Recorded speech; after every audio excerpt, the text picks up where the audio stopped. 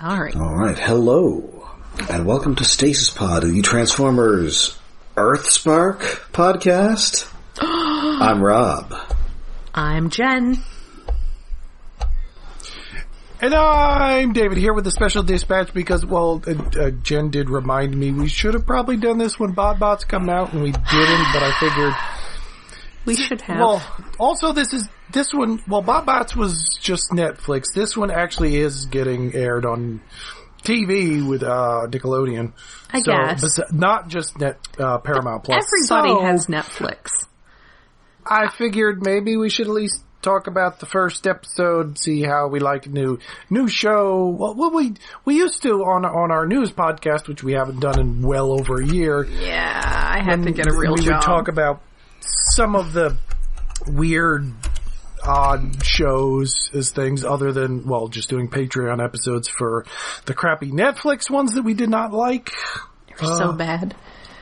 We do need to do anyway. BotBots at some point. Had either of you guys watched any BotBots? Oh, I've watched the entire show, yes. No, I have not. Okay, it's fantastic. Oh, good. Well, two of you have.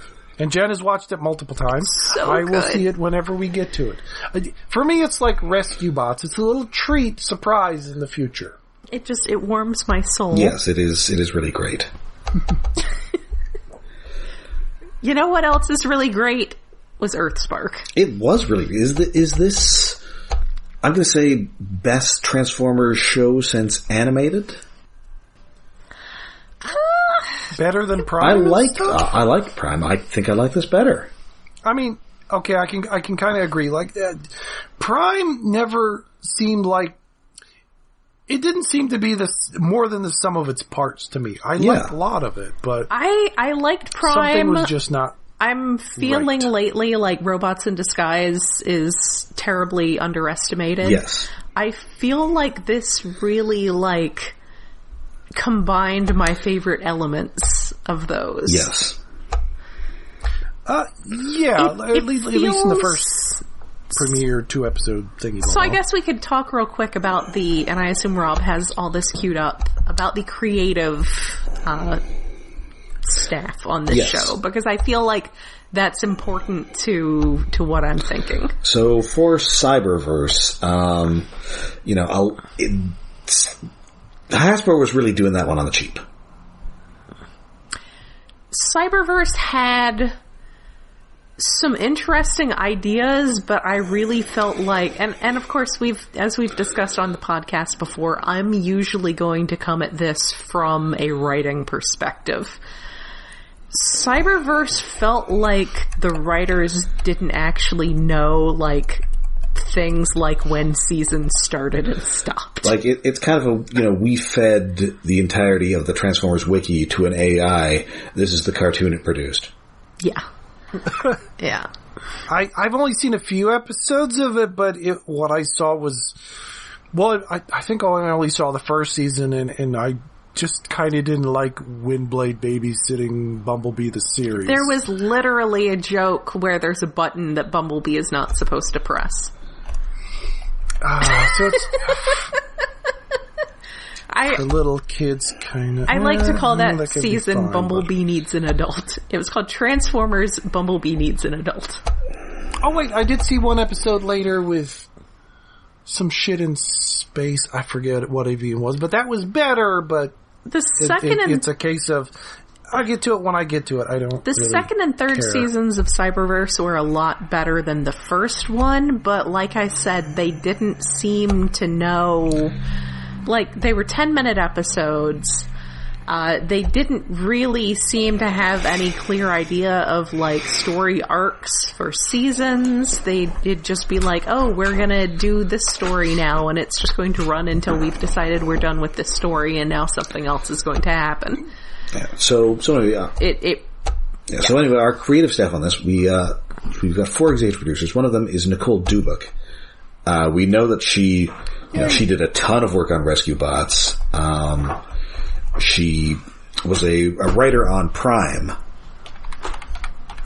and she's got a lot of history in Transformers and animation. Another executive producer is Ant Ward. He worked on that CG Nickelodeon Ninja Turtle show.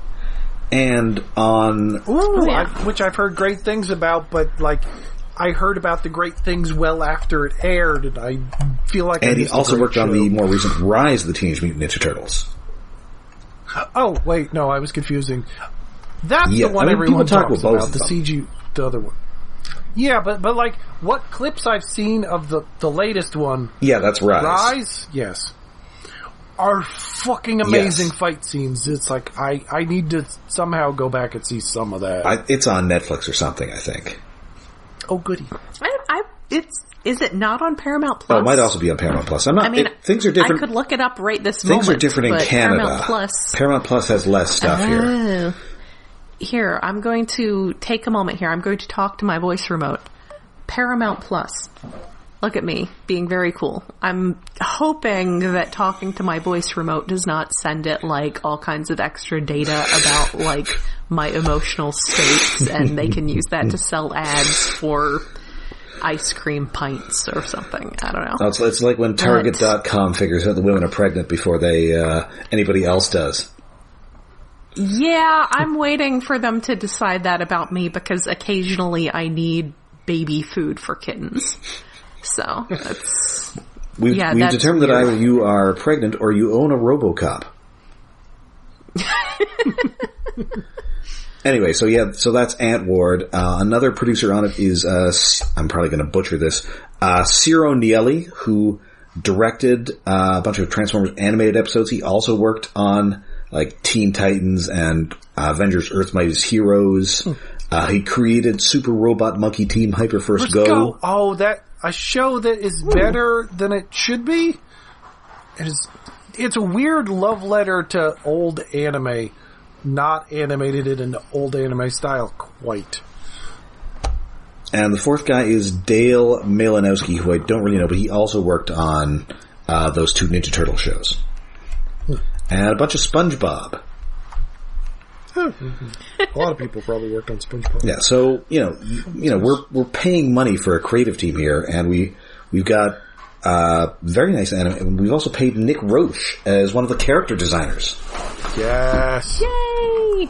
Yeah, people noticed fairly early on when we started seeing some of the character designs. They're like, yeah, the chins looked familiar. It's like, wait, did Roche work on this? Yes, he did. So yes, Paramount Plus, as Nickelodeon is owned by Paramount, they do have the I guess aughts Ninja Turtle, the Fox Kids Ninja Turtles show. The 2003 They have the CG Ninja Turtles show, and they do have Rise of the Turtles. Okay. Oh. So they also have the two Michael Bay produced Ninja Turtles movies. Yeah, inexplicably in Canada, the CG Ninja Turtle show is on Paramount Plus. Rise of the Ninja Turtles is on Netflix. Weird. No, so if you are getting Paramount Plus to watch this and would also like to watch Rise of the TMNT, there you go. It's right there. I actually have Paramount Plus because I finally got around to canceling the sad broadcast-based cable package that I had. So I am now paying $10 a month so I can watch Colbert live. I need my emotional support late night talk show host. And so the premise of this show is it does share some, and I guess also our voice cast, we're casting union actors again. Yes, yay! Finally! We are not hiring randos from YouTube. It was really weird in Cyberverse how Dead End, who's just, a Decepticon, he extremely was just great value Steve Bloom. Yes. Like, the casting people were definitely like, who's the cheapest person we can get who sounds exactly like Steve Bloom? And now we have actual Steve Bloom. Actual Steve Bloom. Yay. Yes. I'm gonna say not... Okay, so I should start out. How much of this... And I got the answer to this in chat earlier, but let's establish how much of this has everybody watched. I've seen the first two episodes. Only this. Just the first two. That's it. That's what was on Nickelodeon. Yes. I'm going to wait to see the third one tomorrow as of recording. As I do actually have Paramount Plus, last weekend I accidentally binged the whole thing over the course of 2 days. Because I was just gonna watch the intro. Actually, I think I was I was like, I'm just gonna watch the first 2-part episode. And then I was like, I'm gonna watch some more of this. And then I just kept doing that for 3 more episodes, so I'm 5 episodes and halfway through the season. And then the next night, I was like, okay, I'm just gonna watch 6, 7, and 8. And then I was like, we're finishing this. It's a real, I can't believe I ate the whole thing. Do you want me to... I don't want to spoil things. So I'm going to try very hard to bite my tongue when certain things come up. Trying not to, although I think I've stumbled upon a couple spoiler things anyway. There are definitely some things that have... been made pretty public at this point. But there are some little things that I'm going to bite my tongue on. Okay. Take a breath and not be more specific about that. But yeah, it's nice to have union voice actors.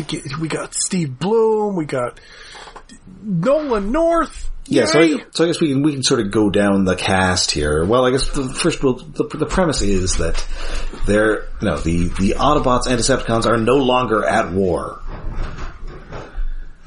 Nope, they have agreed that, so basically as far as they know, they can't get back in contact with Cybertron. They're well and truly stranded at this point. We're at like a G1 end of more than meets the eye kind of status quo. They've given up on being able to go back to Cybertron. So what was the year they supposedly arrived? It was 1984. I think they give the date, and I think it was the day the cartoon first aired. Yes, it was September 17th, which is 2 days before my birthday. Ooh. I would have been turning, I believe, 7. No, 6. Yeah, so the Transformers arrived decades ago. Presumably they did stuff for a few decades because the mom of the main characters worked with the Transformers. Unless she's 60. No. I don't think the war stuff has been going on for a while.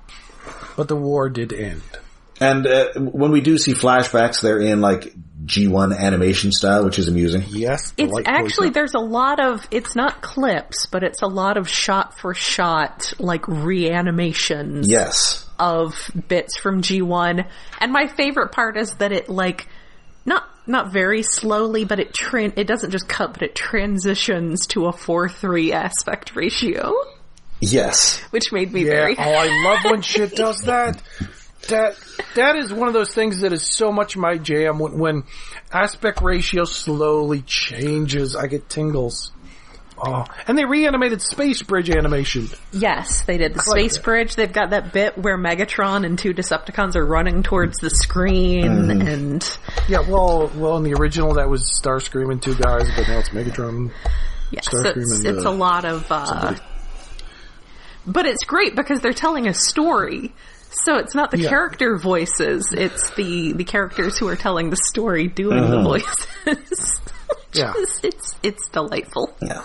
And so, the two factions have made peace and are working to better things on Earth, along with the strange secret human organization Ghost, which they haven't told us if it's an acronym yet in the first 2 episodes. I really hope it is.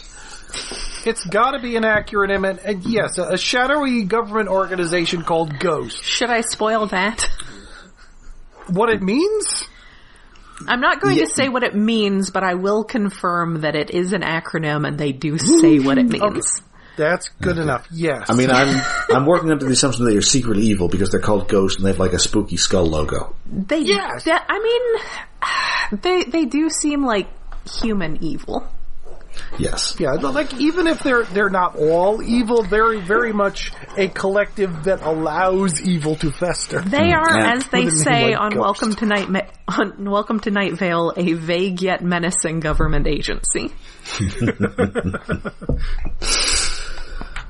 And the bad guys that they face are generally rogue Decepticons, although not Megatron, who is working alongside Optimus Prime in this series. Yes. which is a delightful thing they've taken from IDW, other than Nick Roche. Yes.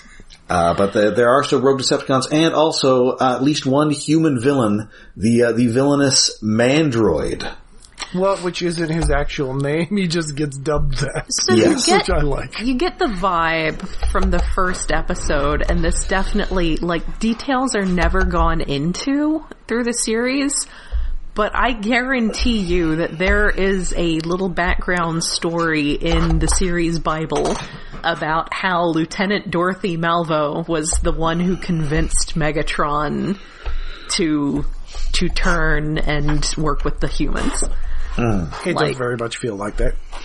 They are, is her husband jealous? I kind of feel like he should be. He really should be, but her husband is kind of oblivious. I guess we should move to the human characters. He's a giant robot, so he probably understands that he is not actually at risk.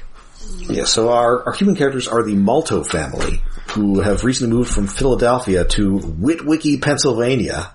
West Philadelphia, born and raised. I wasn't sure what state it was happening in at first. I figured they'd moved out of state from Philadelphia, but no. Pennsylvania's a big state. I know it's a big state. It goes west, but it felt like it was further away, but then again, yes, Pennsylvania is wide. So we have Robby Malto, who is the older son, and Mo Malto, who is the younger daughter. And I like her. Most of the show I really like, but something about her face design bothers me. The proportions. Her head is all just very large. Yes. Her head just seems unreasonably large compared to the other characters. Her head is bigger than her brother's.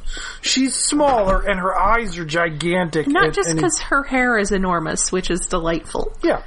The hair is enormous. Very well animated. The face proportions and the size of her head just feels bigger than her big brother's. Anyway, their parents are Dot Malto, who is again a former fighter on the Transformer trenches, who is seemingly retired to become a park ranger, but once again finds herself drawn into the world of high stakes robot combat. It was very important to point out when we saw the early teaser that she's not a cop; she is a park ranger. Yes, and the dad is Alex, who is a professor of Transformer history. He is a history professor. And he is also the purest of dorks. He is. Yes! There's so many embarrassing dads in this show. It's so great. He's sort of a sweet little boy, but something about his voice annoys me. Maybe it's just his tone of voice. Like he's trying to be a good dad. And something about that I distrust. I don't know why. And everybody is just embarrassing dads across the board. Yes. And what kicks off the action here is that Robby and Mo end up in a cave with a bizarre, possibly Cybertronian artifact, which results in the birth of two Earthborn Cybertronians who are bonded to them. And apparently the first Earthborn Cybertronians in this continuity? That is, or at least through this wacky method. That is Twitch and... I guess that means the Dinobots were not constructed using Commodore 64s and spare parts. Yes, if the Dinobots exist, they don't exist in this way. Yeah, and those are Twitch and Thrash, and they are the Nick Roche-iest. They are extremely Nick Roche. And right off the bat, we've got, new characters, exciting new characters, who are not versions of any, and the show, obviously draws a lot from G1, but there are other things it's drawn from. In the very first episode, we get Swindle, who is, of course, from Generation 1, but also his brother Hardtop, from Transformers Cybertron. He wasn't even on the show, he just had a toy. I know, and I love that toy. I actually have him sitting on my shelf up above. It's a really cool little toy. Yeah, well, because he's a redeco of Swindle from that line. He was like... Well, actually, Swindle was a redeco of him. Oh, Swindle was the redeco. Oh. Yes, Hardtop came out first. I recognized that was a name that had been used before, but I didn't realize that it was the same as basic. I think it's been used a couple times, but it's the same color scheme and head as that that's Hardtop. Great. I'm trying to think of the first Hardtop might have been a Micromaster or something. I think so. And yeah, they've used that name a bunch of times. But so, and Megatron is not a tank as he seemingly has been for the past zillion years, but instead a twin-bladed helicopter. Like animated again. Yes. So we're really, it's a real melange of past continuities, a cosmic gumbo, if you will. Yeah. Yeah, it's something, the parts of the designs of the robots that aren't Roshian kind of remind me a little bit of the War for Cybertron games, at least like in color contrast and shapes. And that we got like little glowy bits. Yeah, the glowy bits and like a bit of the gunmetal design. Well, also 3D rendering it kind of lends for it, but like their chunkiness, although they're not as chunky as the War for Cybertron walking collection of bricks. But. Yeah, and I guess we can go through some more notable members of our voice cast here as well. Voicing Optimus Prime, it is not Peter Cullen or a guy doing a bad Peter Cullen impression. But it's Alan Tudyk. Yes, who I only sort of vaguely know. Like, I have only seen the movie of that shitty sci-fi thing. What was it called? It was fine. It was just a Firefly. little too Joss Whedon-y. I saw the movie and one episode, and it's like, I don't really need that, so... I don't really know him from that, but he works here. And also, did you not see Transformers: Dark of the Moon? He was in that? He is. He's like John Turturro's sidekick in that movie. Okay, I've seen it once for the podcast. I don't entirely remember much of that damn movie. He's also like a big voice actor. Yeah, I was going to say, he's been doing a lot of voice stuff with Disney. He was a robot in Rogue One. Now I'm trying to remember. The only good character. He's in Wreck-It Ralph. He's in Frozen. He's on that Harley Quinn show. I'm trying to remember in Wreck-It Ralph. It's Ed Wynn, is it, who he's very much He's 100% doing an Ed Wynn impression. Yes. He's the bad guy? Yes. Yes. Oh my goodness! So I have seen or heard him more than I thought. He loves to laugh, long and loud and clear. He has really good range. Yes, and so he's good here. The thing is, like, it's an Optimus who's not Cullen or someone trying to do Cullen, right? So that in itself is a little different. I'm not just doing this voice again, Sam Witwickey. It's nice to finally have someone who's not just doing Cullen. He's like a guy doing a voice. It's really nice to have an Optimus Prime who is not a demigod. He's just another embarrassing dad. Yes. He's just a leader who is trying his best and maybe sometimes makes mistakes, but he's not like a demigod, which Optimus Prime has been for, like, he doesn't give sometimes big literally speeches. Yes. He's not giving big speeches, or if he is, it's kind of awkward and adorable, and it's, oh my god, I'm so glad to have again, just a normal Optimus Prime again. I mean, again, kind of harkening back to G1, where sometimes Optimus Prime was like, guy who'd say, one shall stand, one shall fall, and sometimes a guy who'd ask if he was drooling properly while playing basketball. Yes. It's going back to G1, but it's also a balance between what Cullen is now and David Kaye is Optimus. Yes. Yeah. A younger, more inexperienced Optimus. It seems to be a happy middle ground from 2 episodes anyway. Yes. Yeah, it's not so much, the thing with animated and with Optimus Primal, were that they were, like, not at the top of their faction's food chain, and in this case he is still clearly the Autobot leader, but he's just on Earth anyway. A guy who is the Autobot leader. He's not a priest or however else you'd want to think of him. He's not, I'm sure there's probably a Matrix here somewhere, but he's not like that. He's not a guy who Raph is going to be like, you want to hear something funny? He's just going to say, no. No. And then voicing Bumblebee, who is talking again, thankfully. Oh my goodness. We're getting beyond that. He's voiced by Danny Pudi from Community and the most recent incarnation of DuckTales. Yes. I was people were saying that we need to have Cliff Jumper played by Donald Glover. That would be fun. But yeah, he's talking and being another embarrassing dad. Like a lower ranking dad, but... Junior dad. And on the Decepticon side, we've got Rory McCann as Megatron. He is he's a Game of Thrones guy, I guess. Yes. He is a great character on Game of Thrones. The Hound. Oh, the Hound! Yes. Okay. That would be why the voice was familiar, but I couldn't place it. You may also remember him from Hot Fuzz. Yarp. Rob, if you've seen the guy from Game of Thrones who's like kind of scraggly haired, but he's all like half his face is scarred up. I think I have seen that guy. Yeah, he's a pretty significant character. He's like one of like a major character. Okay. There's a whole arc about him and Arya like being kind of on the run after stuff goes to shit in King's Landing. So, and there's a long rivalry with him and his brother who burned his face because they're basically just the Undertaker and Kane. Yeah, I was about to say. I think I've heard that one before. Yes. Yeah. Well. Yes. Brother who gets turned into a zombie and then pops out Pedro Pascal's eyes.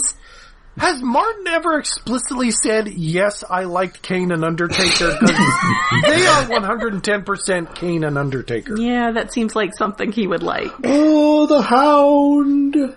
So, there's choke slamming involved in their final fight. So yeah, he's not like some random, like, 3-episode character. He's like a pretty significant character in Game of Thrones. He's also a really good Megatron on this. Yes. Like a Scottish Megatron or some accent, or Irish or whatever the fuck. Being heavily it's Scottish, but it's not like Gerard Butler or anything. No, it's not super thick, but it's a little bit there. Yeah. And of course, we've got Steve Bloom resuming his role as Starscream. Sir not appearing in the first episode. Yeah, I'm going through a cast list here. I have not seen some of these guys, obviously, and we did see that was actually when you brought up Steve Bloom. I was going to be like, don't spoil it, don't say anything. Oh. It's a very, very, very brief, obviously teasing into season 2 development. Oh, okay. Appearance. Okay.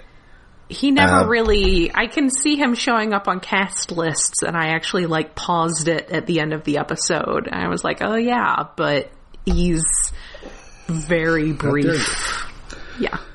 And we have the great Nolan North as both Hardtop and Swindle. Yes. No stranger to Transformers, of course. He was just on Transformers Prime as Smokescreen. Mm-hmm. And playing Dr. Mandroid, the great Diedrich Bader. Yay! You remember him? You may remember him from the Drew Carey Show. Mm-hmm. That guy in Napoleon Dynamite who, you know what I'd do? 2 chicks at the same time. Or that guy from Office Space. Is he in Office Space? Is that... Wait, am I remembering the wrong guy? He's not Michael... I do get him confused with D. Bradley Baker. Yes. Yes, But I don't think he's in Office Space. Are you thinking of... Which guy in Office Space are you thinking of? Michael Bolton? No, the neighbor. The neighbor. Oh, he might be in Office Space. I don't remember the neighbor in Office Space. Anyway, and in the realm of voice acting, he's Batman on Brave and the Bold. Yes. The second best Batman voice actor. And apparently at some point, Mark Evan Jackson is going to show up, and I'm excited for that. Oh, who is he? He's some sort of agent of some sort. Oh, okay. He's definitely playing some sort of like officious white guy. I know who... I don't know. I think he just wears sunglasses all the time. I got kind of a potentially... Well, I guess with his last name, he's probably at least part white. And he's in he's on Brooklyn Nine-Nine, he's on Parks and Rec, he's on The Good Place. That's the character who explains what the acronym stands for. Okay. And apparently at some point Darren Norris is going to show up, and we all love Darren Norris. Very briefly. But he's So you know how we've been saying with Rescue Bots how you never see the characters in school? Mm-hmm. Oh. So he is the kid's teacher.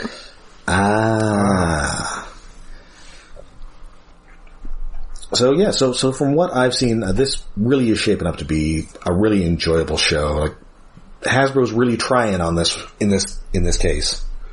Mm-hmm. They're actually putting the A game. They're putting some money into it.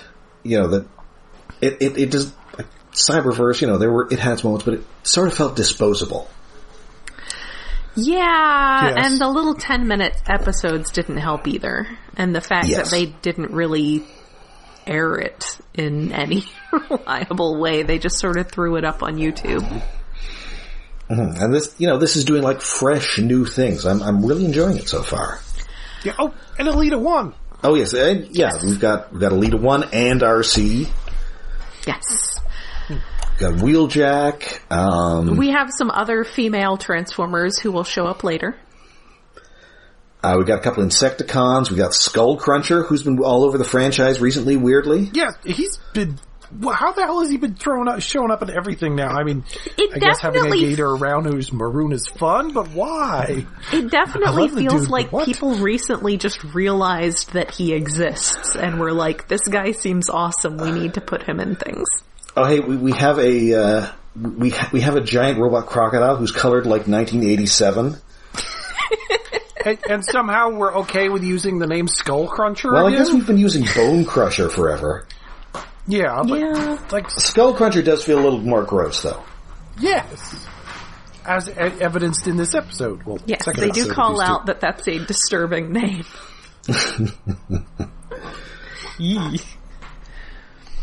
And Twitch and Thrash are both a lot of fun. Like we're doing new things with the franchise, and I'm excited to see where it goes.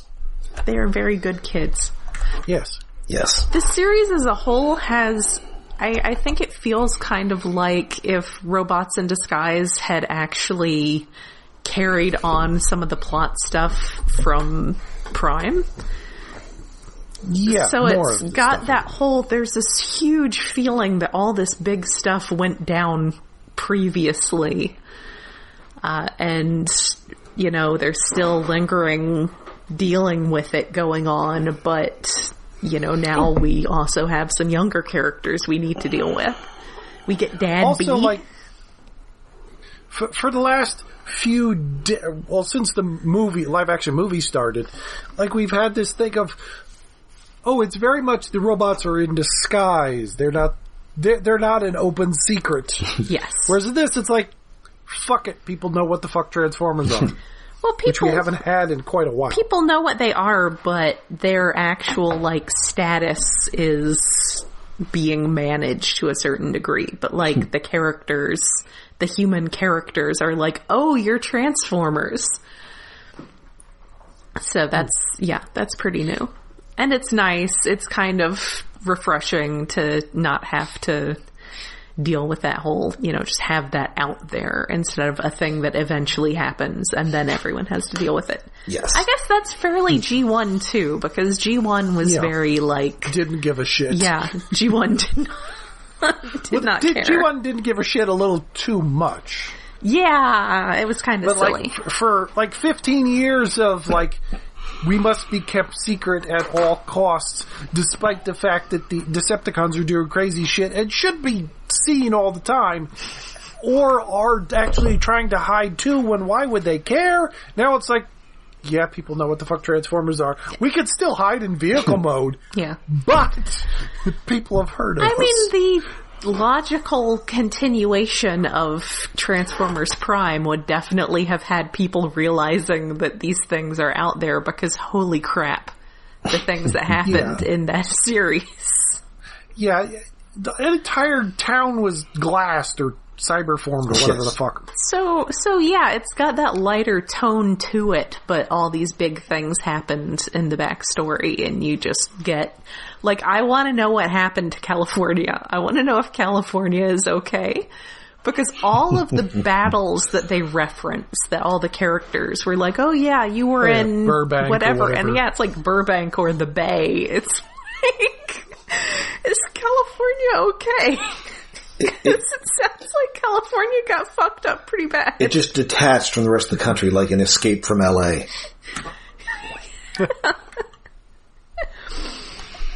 And I guess it's also good to know that we'll be getting a lot of this because we've got the first 10 episodes. There will be 16 more in the rest of the season, and a second season's already been greenlit. That's good. Okay, I'm glad. Because I would have been... So much good stuff happens at the end of this season that, like, if we didn't get to continue any of it, I would just, like I said, even Starscream showing up is just sort of like an implication of things to come. It's nothing that anything happens with. So he's one, I mean, not a big spoiler, he's one of the captured Decepticons that we see that they have. So. Oh, another thing, the music is very Stranger Things. Yes. It's definitely... Which I guess is appropriate for being about children being menaced by a vague yet menacing government agency. Yes. Yes, and reference to an 80s cartoon property. It works. It's just, it very much felt like someone heard the Stranger Things soundtrack. Someone was listening to that score and decided that was the direction they needed to go in. Yes. More synth, more keyboards. Fine by me. So yeah, I think that about covers it. We will of course eventually get to this show in regular coverage at some point. In like 5 or 6 years. Well, I guess it depends how long it takes us to do Cyberverse, because I mean, well, we're probably going to do 2 episodes at once since they're short. I would think we would probably want to do at least like 3 episodes at a time, just to. Well, for the first season, they don't have a lot of meat on them. They're very fluffy. And I don't know if we want to do those Netflix shows at all. We did 1 episode apiece for the Patreon, and it almost killed us. I would like to say that I was very saddened to learn that my nephews apparently really liked the Netflix show. Some people do. I suppose we should do that. As I learned when they came over to visit me over the summer and were super excited about my arc. I guess we'll get there when we get there. If it's still on Netflix when we get there, and it's easy to access. Like, if we have to go digging for it, I think we could skip it. Yes. I don't want to. And then, of course, we'll do BotBots. I mean, because we're going to skip over the machinimas. Oh, God. Appearances can be more than meets the eye. The machinimas were actually more amusing than the Netflix ones, even though they were worse written, kind of, which did help them. They were goofy. They can't be more than meets the eye, because the appearance is the part that's doing the meeting of the eye. Made me so angry. Yeah. I just occasionally, again, like I said, I come at this from a writing perspective, and I just hear something like that, and just my hand is twitching to highlight, right click, add comment on your Word document. We could institute a rule that it has to air on TV, not on the internet, not on. Yeah, but then we can't do BotBots though. BotBots is so good. Well, yeah, you're right. Okay, we probably do want to do BotBots. I mean, we skipped the Unicron trilogy, except yes, we did. Yeah, we did an episode apiece. Okay, yeah, I guess we could do that again. Yes. We'll just watch another episode of each of those. Yeah, we'll just watch the second, and then in 50 years we'll have finally done them all. Yes. That works. Or we'll watch the last episode of each season. Oof. Yeah, the last episode of Kingdom was pretty fun. I think. No, wait. The last episode of Kingdom was horrible. I'm thinking of like the next to last episode of Kingdom. Which is the one that does Dinobot shit? That's like the second or third episode of Kingdom. Oh. They get it out of the way pretty early. But, yeah, I think it's the next to last episode is really good, and it's where the whole thing with the Ark holding Megatron is from. And then the last episode is just like they get back to Cybertron, and Elita got fridged off screen and everything is just dying and terrible and dire, and it's like, what the hell? Why are we back here? This is bad. It's not good. It's not a good series. The stuff with the Ark was pretty cool. Yes, we do. And we've still got lots of robots in disguise and rescue bots to go through, and we will be back with more rescue bots next week. On our regularly scheduled thingamabob. That's right. So we will be back, as will David's Tokusatsu Corner. Yeah, see, we're not doing this week because I didn't bother to watch, although maybe I should. But until then, we will still be all over the internet. We are on Twitter, as long as it still exists. It may not by the time this episode is released. This comes in a few days. So, fun story. I have started a Mastodon instance, because if I cannot find the community that I want to be a part of, I will create it. So go to retro.pizza and create an account there. It's like Twitter, but kind of like message boards? ? Yeah, it's weird. It's instant Twitter. I don't know. I do and I don't like it right now. I haven't gotten used to it yet. I am in love with it, but I will need to set up some kind of like official podcast presence there instead of just alternating between tooting out pictures of either my foster kittens or my new analog pocket. Well, I should toot some robots. Toot. They updated the software so that they changed toot to publish, and I changed it back to toot on my server. Toot. We want the toot. The whole toot. Nothing but the toot. Sorry, I interrupted your flow. No, that was the end, just tooting. So yes, join us next week when there be pirates on the horizon, me hearties. Ooh, pirates. How do we fit pirates into rescue bots? You'll find out. Is it ghost pirates? I mean, we already did ghost pirates, didn't we? We had a ghost ship, but not ghost pirates. Although I assume if we had ghost pirates on this, it would be of the Scooby-Doo variety. Oh, that would be cool. Oh my god, a Scooby-Doo episode. I want a Scooby-Doo episode of Rescue Bots. It's Mayor Lusky. I would have gotten away with it too if it weren't for you darn bots. Alright, so until then, I'm Rob. I'm Jen. And I'm David. We got a new show to watch. Yay. Oh, it's so good. It's been so long.